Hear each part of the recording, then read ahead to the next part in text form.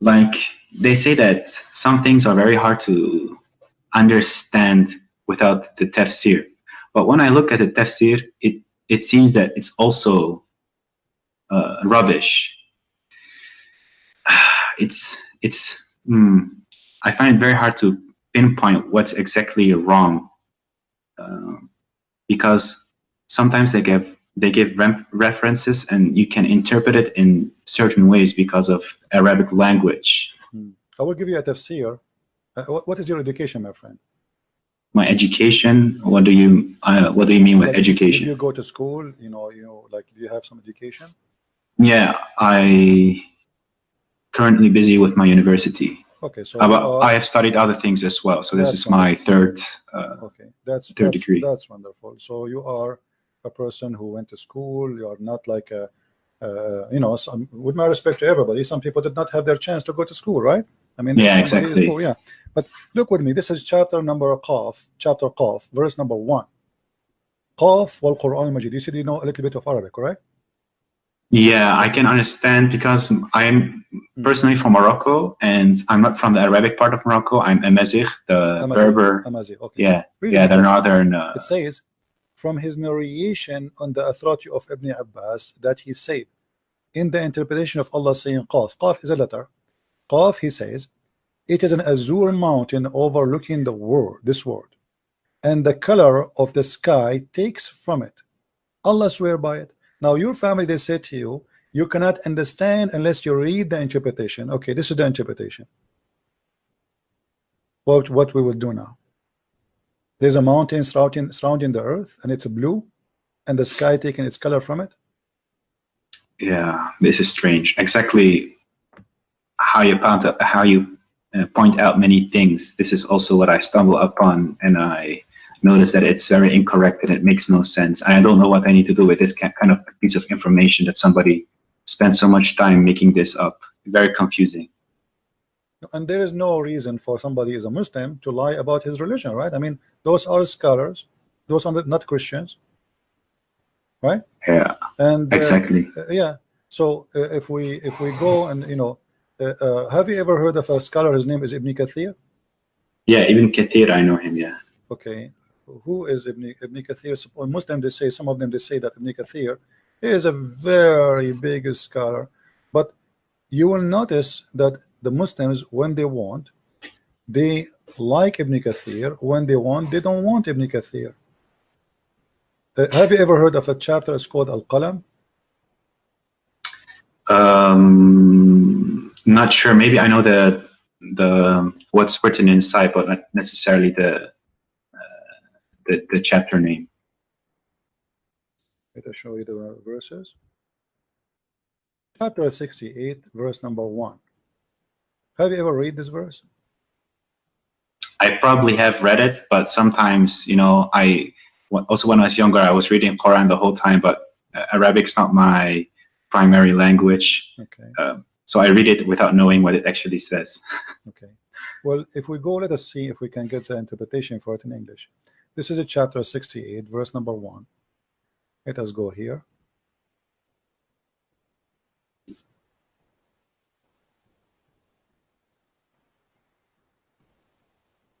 Always take into your consideration that Muslims, they are not giving you a correct, let us say, an honest translation. Ibn Kathir in Arabic is not the same as in English. If we read here, it says, by the pen, apparent, meaning that he's referring to the actual pen that used to write.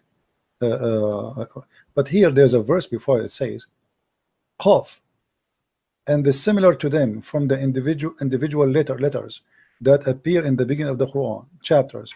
This has been discussed in length previously, and there's no need to repeat. When you see translator, they say that it's mean he is hiding something. Let me show you what he is hiding. This is Ibn Kathir in Arabic.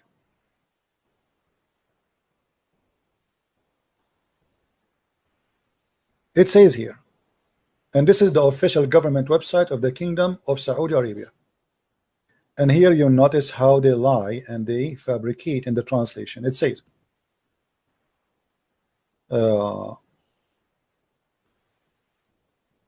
نون هو حوت عظيم على تيار الماء العظيم المحيط. Do you understand what I'm saying or you don't? Not really. Okay. I catch no ball. Noon is a big whale on the ocean, and he is carrying the 7 earths, as the Imam Abu Ja'far ibn Jurayj he said, ibn Jarir. And then he continued, says, Allah, he created Noon, and he made the steam go up, and then from there he opened a hole in the sky, and he made the earth flat, and all of this in the top of the whale Noon. And then Noon, he start moving, so the earth start moving and shaking. So Allah, he decided to put mountains in the top of the earth, so the earth will not move. Where we can find that in the English translation? It's gone. Period. Yeah, I also experienced this. You are completely right. Yeah, and here let me show you. If we go to the chapter of Moon, the same chapter we are talking about, okay, which is 68:1. If we go here,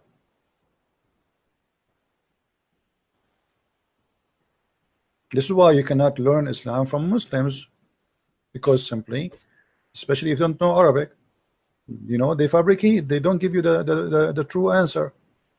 Read carefully with me. This is Ibn Abbas. Your family, they say to you, you will understand the Quran only if you read the interpretation, right? Yeah, exactly. And let us read together.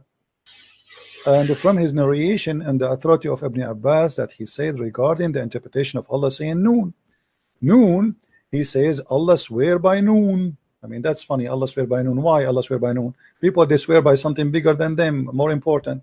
Then, which is a whale that carries the earth on its back while in water, and beneath which is a bowl, and under the bowl there's a rock, and under the rock there is a dust, and none knows what is under the dust save Allah.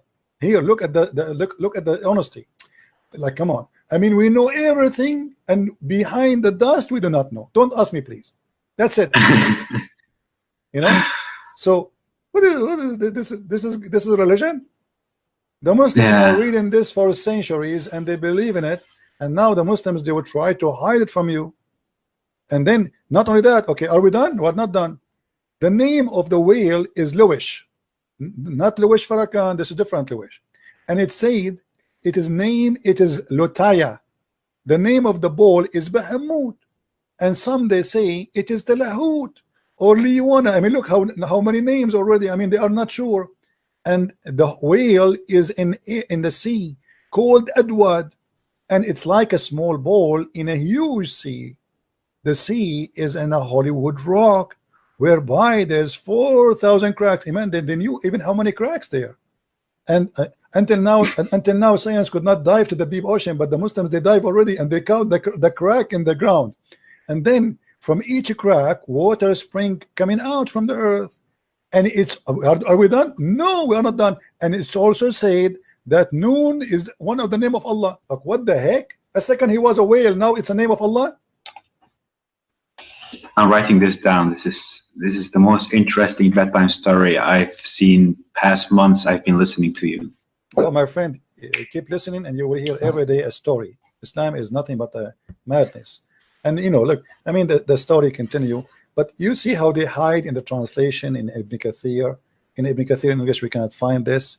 We can find it only in Arabic. So you need to ask yourself, why the one who translated the interpretation, he did not translate? Because it's very embarrassing. This is obviously, it's very embarrassing. So we cannot translate that to you, otherwise everybody will laugh at us. Yeah. Oh my God, man, this is like a whole new level of stupidity. I mean, most of the time I lay in my bed and I hear your stories, and I'm close my eyes, I off my phone, I can hear you talk, and I laugh sometimes because it gets so hilarious. But this, the more I keep digging, the more I feel that there is no So my friend, you just called Islam stupidity. So why you don't say I am out of Islam? Yeah, I think I just needed this confirmation. Okay, so I think I don't feel Muslim at all. So can you say I am out of Islam? Yeah, I can say it. I'm out of Islam, That's beautiful, my definitely. friend. That's beautiful. I'm so happy for you. Very happy for you. Thank you.